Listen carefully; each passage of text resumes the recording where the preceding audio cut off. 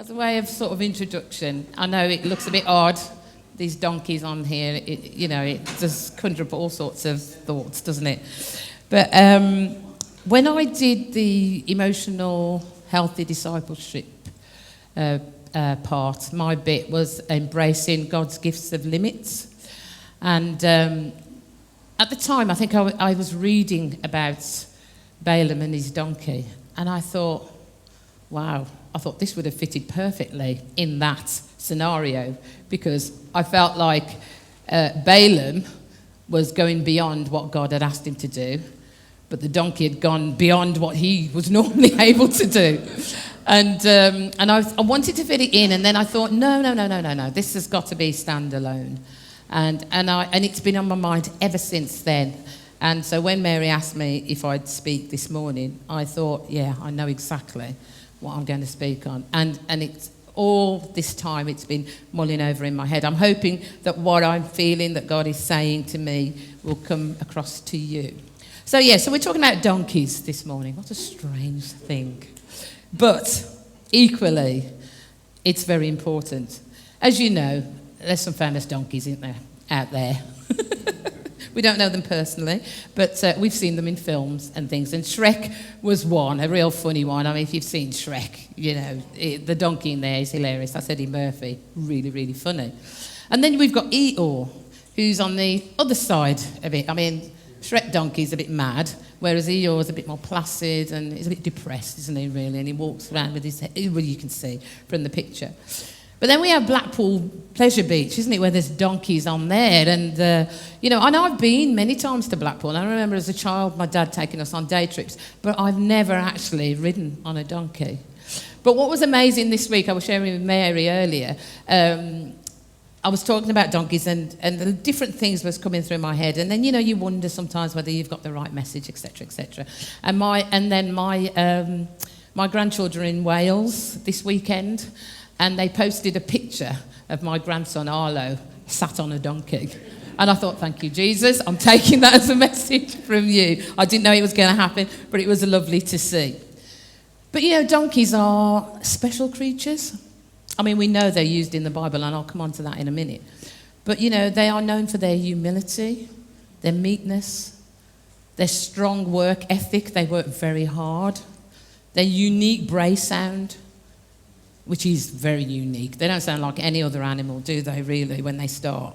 They're very intelligent, and they have the ability to form deep bonds with humans and other animals. They can also problem solve at the same pace as dolphins and dogs. And I know, we were fortunate to had a lovely dolphin experience earlier this year when I was in the Caribbean. And it was amazing, to be up close to such a beautiful animal.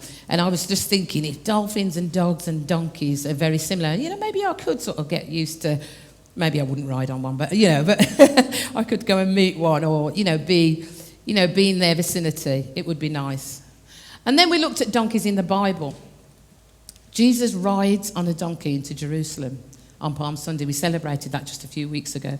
And Zechariah had prophesied that in chapter 9, verse 9 of Zechariah. The other was the Good Samaritan shows compassion, didn't he? And the man showed compassion to the man that had been robbed and had been beaten and left for dead. And it tells you that the Good Samaritan put him on his donkey. Some versions say animal, but, it puts him on his donkey and takes him to an inn and pays for him to recover. So, true or false? Mary rode a donkey into Bethlehem. Who thinks it's true? Who thinks it's false? Nowhere in the Bible does it actually say that. It just says that Mary and Joseph went to Bethlehem. It doesn't say how they travelled. They could have gone by camel, for all we know. They could have called it Uber. But either way, it doesn't actually say that what form of transport it was. But, we see it on our Christmas cards, don't we? And our children's nativities, there's always a donkey in there. And, and it's great, but it's probably not scriptural. But it doesn't matter. It's very... well, you know what I mean. Was that a donkey bray then? Sorry, I couldn't resist. So my talk this morning then is about Balaam. and his donkey. And it's in Numbers 22, and it's verse 1 to 35. And I'm going to do long story short here because actually it's quite a long piece. So I'm just going to go through the story and just sort of tell you, what it's about, the main points. I'm sure many of you have read it already, so you know exactly how it goes. So Balak, the king of Moab, sees a group of people moving into Moab, and they were sort of settled in the mountains, and they were on their way from Egypt, and they were traveling. And he was frightened, and he started to panic, basically, because he thought, I've heard about this group of people. They're called the Israelites, and they've already beaten the Amorites, and they're moving through, and now they're here, and there's quite a big number of them. What am I going to do? And so he remembers that there's a prophet called Balaam, and he sends some officials, and he says to them, I want you to go, and I want you to speak to Balaam, and I want you to ask him to come and curse these people, because if you curse them, then I know we'll be able to beat them when we fight. And what they actually said was, what Balak said in Numbers 22 verse 6, he said, you have a reputation. Those you bless, stay blessed. Those you curse, stay cursed.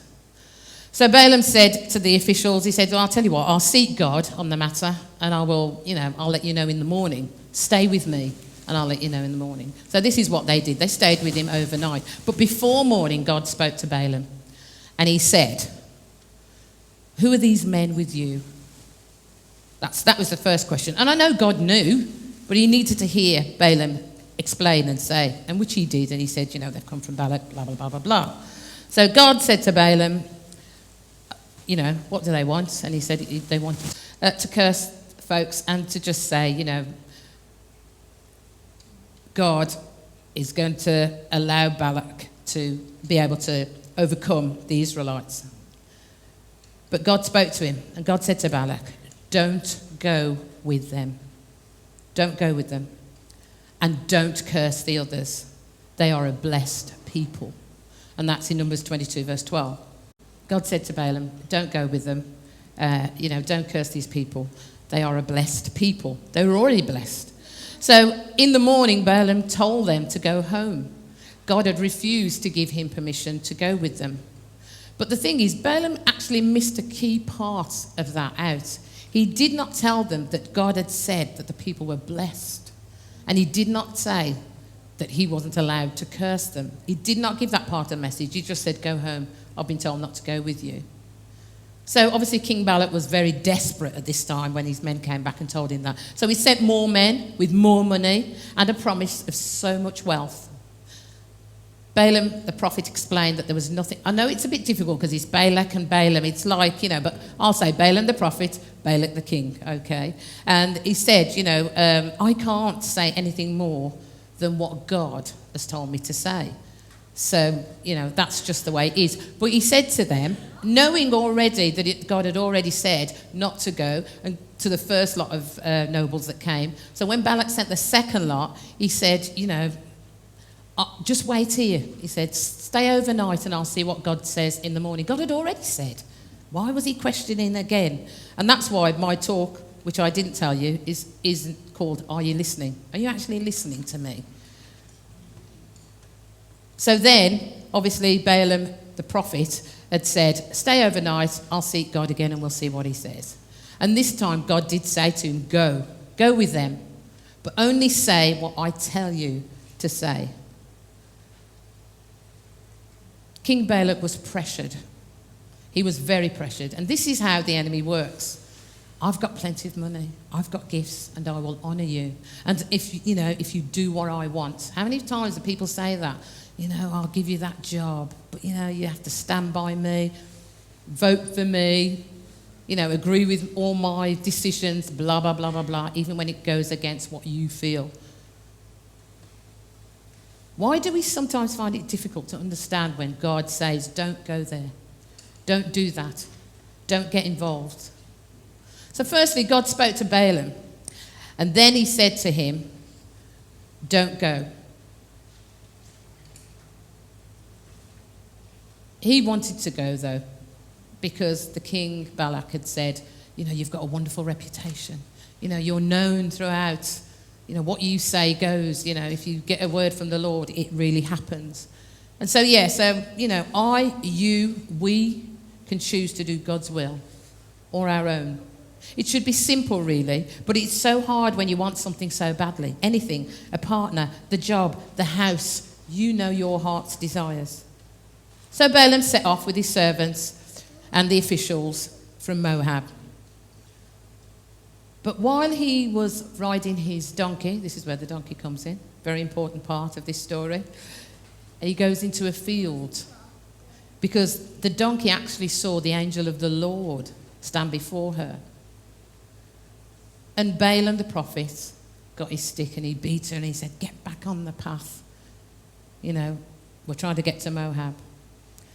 That's like us, isn't it? Even when God puts things in our way, we've been advised by others. Every Bible verse we read says no. And yet why do we try and find ways around it so the plan works in our favour? Then the donkey carried on. But then it was in a tight space and it was trying to squeeze through this tight space. And the Bible said it crushed Balaam the prophet's foot. So Balaam beat the donkey again. By this time he's really mad. But sometimes things happen to stop us going into something that's not for us. Illness, job loss, grief, cancellations of events, stroke travel, and many more things. We need to learn to read God's signs. And then the donkey carried on. But at this point, he couldn't neither go to the left or to the right. The space was too tight. He couldn't even turn around. So he just lay down. Well, at this point, you can imagine Balaam was like really going crazy. And he really beat her. And sometimes we do the same. We get cross. We throw our toys out of the pram, as it were. And there was nowhere for us to turn. And still, we don't understand. We don't see and we don't hear. So eventually, the donkey, as I said, lay down. And, the donkey actually speaks. Extreme, isn't it? That God would use a donkey to speak to a man. How serious do you think this was that God used a donkey to speak to him? But still, Balaam the prophet blamed the donkey for him not getting to where he needed to be. In verse 29, you have made a fool of me. And he goes on to say, if I had a sword, I would kill you. But the donkey actually spoke to him and said, I've served you all these years. I've never disobeyed your orders. I've always done what you want. Why would you think I would do this to you now? And Peter, 2 Peter 2:16 explains it. It is in the story of Balaam. But I love the way the 2 Peter 2 explains this. But he said, but Balaam was rebuked for his wrongdoing by a donkey, an animal without speech, who spoke with a human voice and restrained the prophet's madness. Can you imagine that God had to use a donkey to speak to this man, this prophet, this man that's supposed to love God and listen to him and serve him? He used a donkey to speak to him and restrained him from his madness. Because obviously he was beating this poor donkey. And she was like, I don't know what you're on, mate, but I've had enough. There's an angel in front of me, and why you can't see, I have no idea. But I'm just lying down here. I don't care what you do. And basically, God used the donkey to stop him in his tracks. God gave the donkey a voice. So why didn't Balaam understand? Did God change his mind? I don't think so. I think God did say, don't go. But I believe that God knew that Balaam wanted to go. There was money in it, there was wealth in it, and his heart obviously had that desire for money and wealth and his wonderful reputation. But it's like God had provided the big fish for Jonah. Do you remember? He decided he wasn't going to Nineveh. I'm not going. I know what you're like. I know what you're going to do. You're going to forgive these people, etc., etc. But God said, I want you to go. Jonah decided he was going in the other direction.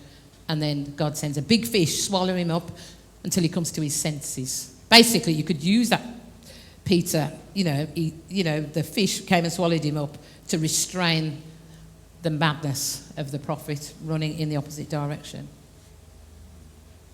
Was it Balaam's pride, do you think? I think that played a part. He was popular. He had a good reputation, and that's why King Balak wanted him to deliver that curse. The king also knew the things that would entice Balaam, and he offered him everything, making him feel important. Is that what we're looking for? Recognition, honour? Sometimes you'll not get that when you stand in God's will. But you have to move forward with what God is saying for you. And then lastly, was he saved by the donkey? I think he was. Because the Bible actually says at the last, Balaam has his eyes opened and he sees the angel of the Lord. And the angel of the Lord said to him, what you are doing is reckless.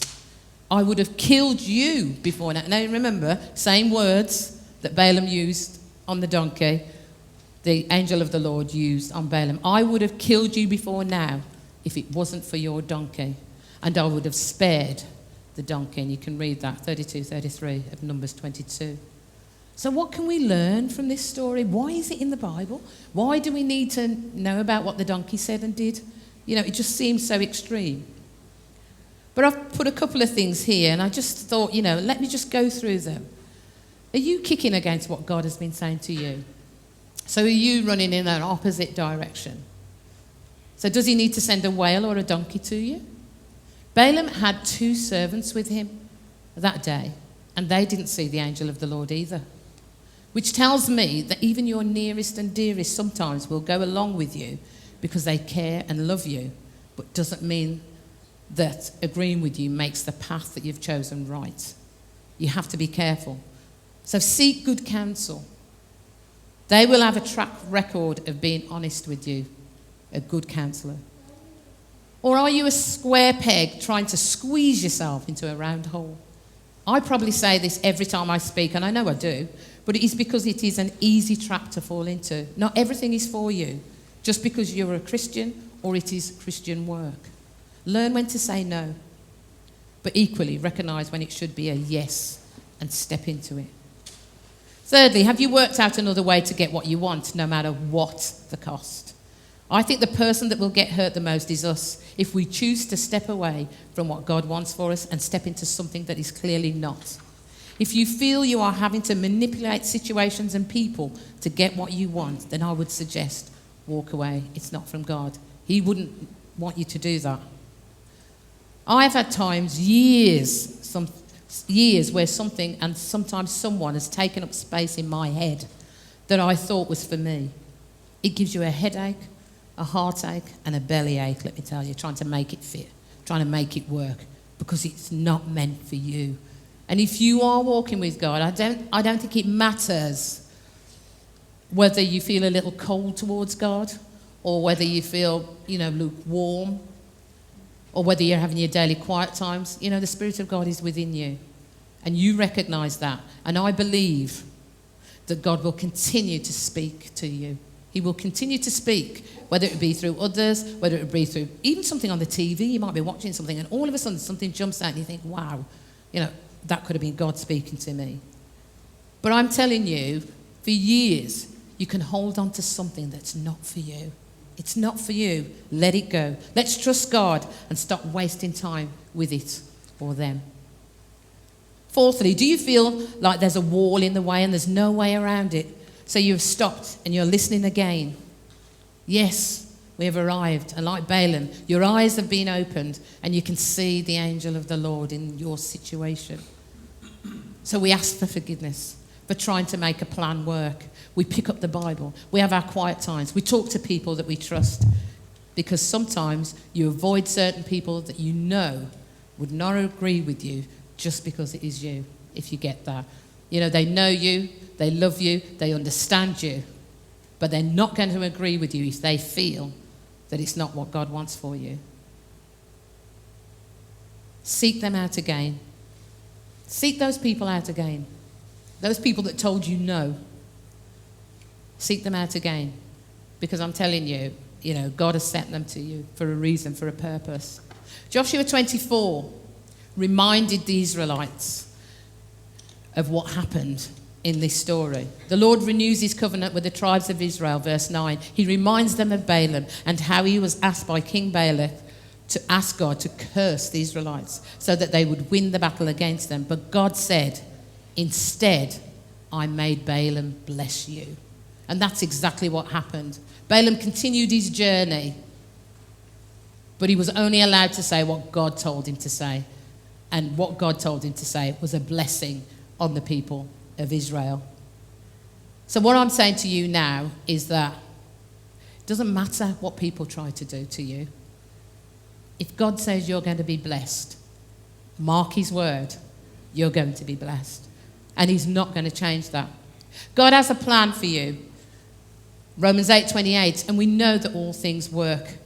All things God works for the good of those who love him, who have been called according to his purpose.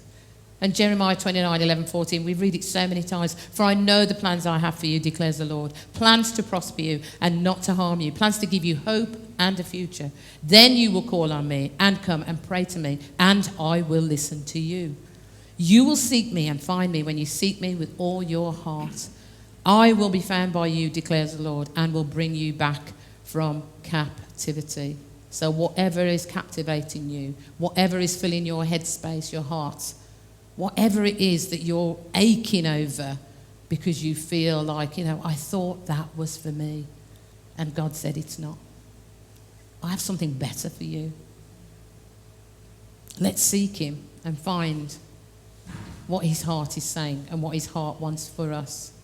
So I'm closing now. And I keep saying about my age.